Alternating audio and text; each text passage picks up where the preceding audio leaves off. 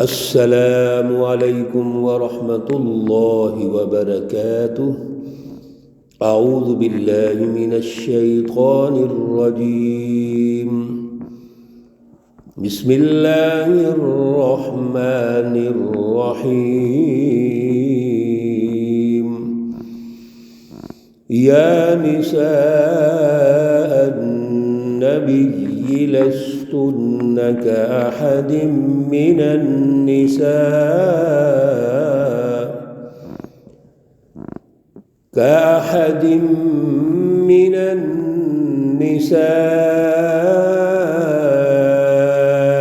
إن اتقيتن فلا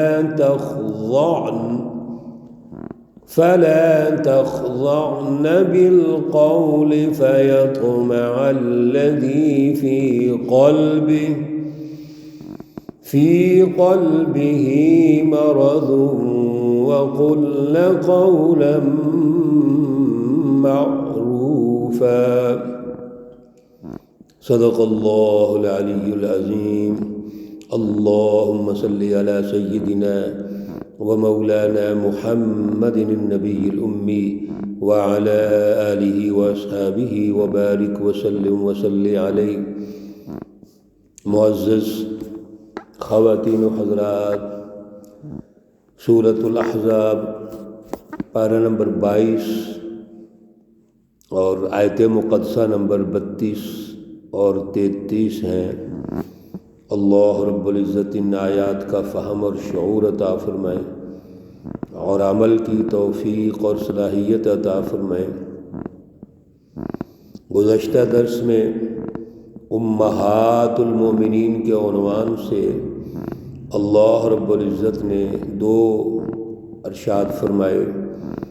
ایک تو یہ کہ نبی کی جو بیویاں ہیں یہ نمونہ ہونی چاہیے، سوسائٹی میں ان کا بہت بڑا کردار ہونا چاہیے، کیونکہ یہ ایک سچی جماعت کا حصہ ہے اور نبی کی بیویاں ہیں، تو ان کا جو کردار ہے وہ بہت اعلیٰ ہونا چاہیے۔ اگر خدا نہ خواستہ کسی وجہ سے کوئی غلطی یا زیادتی یا کوئی بے حیائی ہو جائے گی تو اللہ نے وارننگ دے دی کہ ان کو جو عذاب دیا جائے گا، سزا دی جائے گی، وہ ڈبل ہوگی۔ اور اس کے ساتھ ساتھ چونکہ ان کا کردار اعلیٰ ہے، ان کا ویژن اعلیٰ ہے، اللہ کے نبی کی بیویاں ہیں، امہات المومنین ہیں، لہذا ان کا یہ پروٹوکول ہے کہ ان کو جو اجر ملے گا وہ بھی ڈبل ملے گا۔ اگر سزا ڈبل ہو سکتی ہے تو اجر بھی ڈبل ملے گا۔ اور اللہ رب العزت نے ان کے لیے رزقاً کریمہ تیار کیا ہے۔ آج کی آیات میں بھی اللہ رب العزت نے ازواج النبی کی اہمیت ارشاد فرمائی۔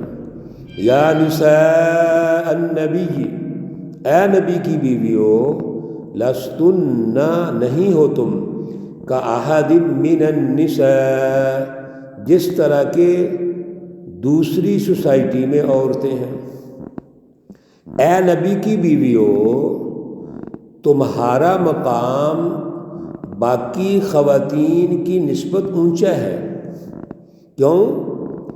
تمہارا رتبہ اونچا، سوچ اونچی، تم ازواج النبی ہو، نبی کا خاندان اور گھر ہو، اس کا گھرانہ ہو، اسوہ حسنہ ہو، آپ سوسائٹی کی تعلیم و تربیت میں کردار ادا کر رہی ہیں، لہذا آپ عام عورتوں کی طرح نہیں ہیں۔ تو یہاں پر رسول اللہ صلی اللہ علیہ وسلم کی ازواج نساء النبی کو اللہ رب العزت نے ممتاز مقام دے دیا، وہ امہات المومنین ہیں۔ اب آپ پر کچھ ضروری چیزیں ہیں جن کا خیال رکھنا ہے۔ ان اتقیتن، اگر تم تقوی اختیار کرنا چاہتی ہو تو پھر 5 کام ہیں جو کرنے ہیں۔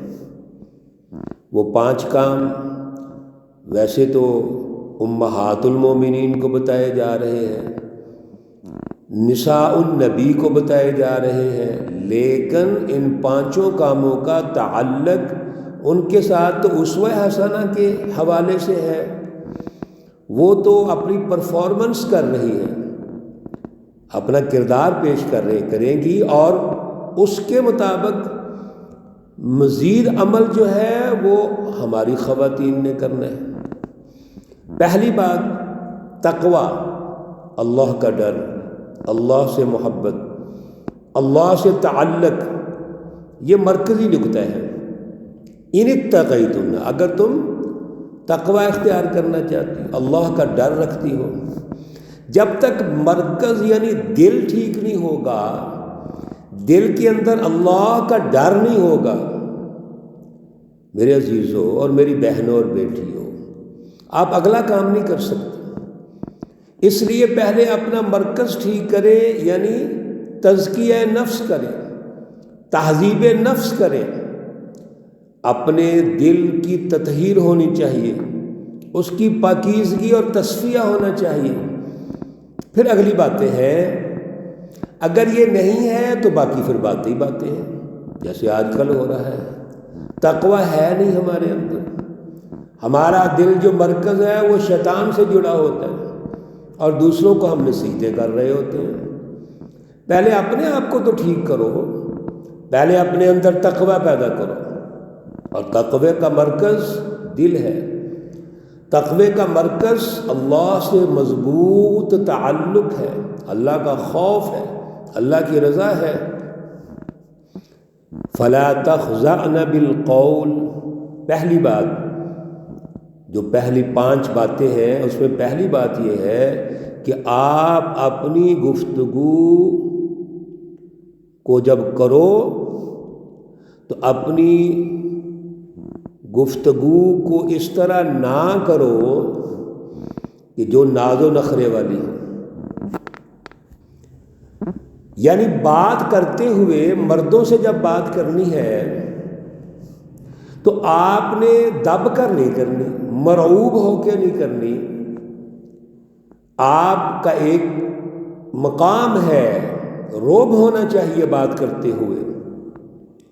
آپ جب بات کریں تو سننے والے کو پتہ ہونا چاہیے کہ یہ بات کرنے والا ہمارا بڑا ہے، ہمارا لیڈر ہے، عزت و مقام رکھتا ہے۔ اس لیے امہات المومنین جب بات چیت کریں تو بات کرنے کا لہجہ، انداز یہ ہونا چاہیے کہ واضح ہو، 2 اور 2 4 کی طرح ہو، اس میں کوئی دباؤ نہ ہو، اور انداز بھی جیسے خواتین کا ہوتا ہے وہ نہیں ہونا چاہیے کہ جس سے جو دیکھنے والا ہے، سننے والا ہے، بات چیت کرنے والا ہے، اس کے دل میں کوئی چیز پیدا ہو جائے۔ چنانچہ اللہ رب العزت نے بڑے خوبصورت انداز میں بات سمجھائی کہ آپ بات کیسے کرو، دب کے نہ کرو، بڑی عزت و جاہ سے کرو۔ کیوں؟ فَيَطْمَعَ الَّذِي فِي قَلْبِهِ مَرَضٌ، جس کے دل میں بیماری ہے وہ کسی لالچ میں نہ پڑ جائے۔ جو سننے والا ہے، آپ کا مخاطب ہے، وہ یہ نہ محسوس کرے کہ اس خاتون کے ساتھ میلان پیدا ہو جائے۔ گفتگو میں، لہجے میں، انداز میں مختلف چیزیں ہوتی ہیں۔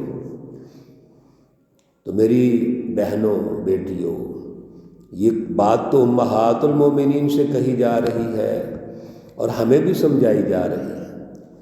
ہم بھی جب کسی غیر مرد سے بات کریں، ایک تو پوری بات کریں، مختصر بات، مختصر سوال، مختصر جواب، اگر ضروری ہے کہیں کوئی کسی سے بات سمجھنی بھی ہے تو مختصر بات ہو۔ دوسرا، آپ کم بولیں، اگلے کو بولنے دیں۔ اور اسی طریقے سے سوسائٹی کے اندر، چونکہ ان کا کردار تو سکالرز والا، سمجھانے والا ہے، تو سمجھا وہی سکتا ہے جو گفتگو میں مناسب طریقہ اختیار کرے، مناسب لہجہ اختیار کرے۔ وَقُلْنَا قَوْلًا مَعْرُوفًا، آپ بات کریں تو معقول طریقے سے کریں، معروف مناسب طریقے سے، معقول طریقے سے۔ اور وہ معقول طریقہ کیا ہے، مناسب طریقہ کیا ہے؟ جیسے میں نے پہلے عرض کیا، عزت و جاہ کے ساتھ، اعلیٰ رتبے کے ساتھ، مختصر سوال، مختصر بات، مختصر انداز میں بات کو سمیٹنا چاہیے۔ اور اگر بات لمبی بھی ہے، کوئی ایسی بات بھی ہو سکتی ہے، تو ہمارا لہجہ، ہمارا انداز وہ ہونا چاہیے جس میں دیکھنے والے کے دل میں، اللہ کے جو الفاظ ہیں، دیکھنے والے کے دل میں کوئی بیماری پیدا نہ ہو جائے۔ تیسری بات، وَقَرْنَ فِي بُيُوتِكُنَّ،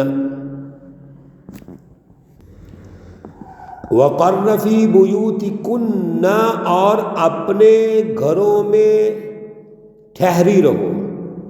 قرن، ٹھہری رہو، فی بیوتکن، اپنے گھروں میں، یعنی آپ کا جو سٹیٹس ہے، منصب ہے، وہ گھر میں رہنا ہے۔ خاتون گھر کی مالکن ہوتی ہے، نگران ہوتی ہے، گھر کے سسٹم اور مینجمنٹ کی نگران ہوتی ہے۔ یہاں ایک خاتون کا اصل کردار ارشاد فرما دیا کہ عورتوں کا کام ہے گھر میں رہیں۔ وَلَا تَبَرَّجْنَ تَبَرُّجَ الْجَاهِلِيَّةِ الْأُولَى، اور آپ باہر نہ نکلیں، اپنے آپ کو نہ دکھلائیں، اس طرح نہ باہر چلیں پھریں جس طرح پہلے جاہلیت کے دور میں عورتیں کرتی تھیں۔ یہ جاہلیت کے دور میں کیا ہوتا تھا؟ بے پردہ طریقے سے، لباس کا خیال نہیں، باہر نکلنے کا خیال نہیں ہے، پردے کا خیال نہیں ہے، پھر لباس ایسا ہے جس میں دوسروں کے لیے کشش۔ یہی جاہلیت کا دور ہے۔ امہات المومنین پر بھی پابندی لگا دی، اور ان کے ذریعے سے ہمارے اوپر بھی یہ پابندی ہے میری بہنوں بیٹیوں، کہ جب گھر سے باہر نکلے تو پردہ میں نکلیں۔ اور اگلے رکوع میں آگے جا کے اسی سورہ مقدسہ کے آخر میں اللہ نے اس کا دائرہ کار بھی بتا دیا ہے۔ تو جب گھر سے باہر نکلے، پردے میں نکلے، نمبر ایک۔ نمبر دو، جو لباس پہنا ہے اس لباس کا انداز بھی یہ ہونا چاہیے کہ دوسرے مرد دیکھ کر اس میں کوئی کشش پیدا نہ ہو، جھکاؤ پیدا نہ ہو۔ زیب و زینت اس طرح کی نہیں ہونی چاہیے جو عورت کی فطرت میں یہ چیزیں ہیں، نزاکت میں ہیں، کہ دوسرا دیکھ کر اس سے مرعوب ہو، اس میں کوئی کشش پیدا ہو جائے۔ لہٰذا جاہلیت سے مراد یہی ہے کہ جس سے سوسائٹی میں انتشار پیدا ہو، سوسائٹی کے اندر مسائل پیدا ہو۔ سوسائٹی میں ایسا لباس عورتیں پہنتی ہیں جب باہر نکلتی ہیں، آج کے دور میں تو بہت زیادہ ہو گیا، یہ اس سے بڑا جاہلیت کا دور ہو گیا کہ بڑے بڑے اسکالرز، ہم خود لوگ جب دیکھتے ہیں باہر آتے جاتے ہیں تو بہت پریشان ہو جاتے ہیں، استغفر اللہ پڑھتے ہیں، انا للہ و انا الیہ راجعون پڑھتے ہیں۔ یعنی انا للہ اسی وقت کہتے ہیں نا جب کوئی چیز ضائع ہو جائے، جب کوئی چیز فوت ہو جائے، ختم ہو جائے، نقصان ہو جائے، ہم انا للہ پڑھتے ہیں۔ تو یہ نقصان ہی تو ہے کہ جو ہماری سوچ ہی ختم ہو گئی، ہم نے اپنے دائرے ختم کر دیے، بڑی خطرناک صورتحال ہے۔ انشاءاللہ العزیز اگلے درس میں اس کو مکمل کریں گے۔ اللہ رب العزت ہمیں عمل کی توفیق اور صلاحیت عطا فرمائے۔ اللہ رب العزت تمام مرحومین و مرحومات کو جنت الفردوس میں اعلیٰ مقام عطا فرمائے۔ اللہ رب العزت تمام بیماروں کو شفائے کاملہ عاجلہ مستمرہ عطا فرمائے۔ ربنا تقبل منا انك انت السميع العليم وتب علينا انك انت التواب الرحيم، وصلى الله تعالى على النبي الأمي محمد وعلى آله وأصحابه أجمعين برحمتك يا أرحم الراحمين۔ السلام عليكم ورحمة الله وبركاته۔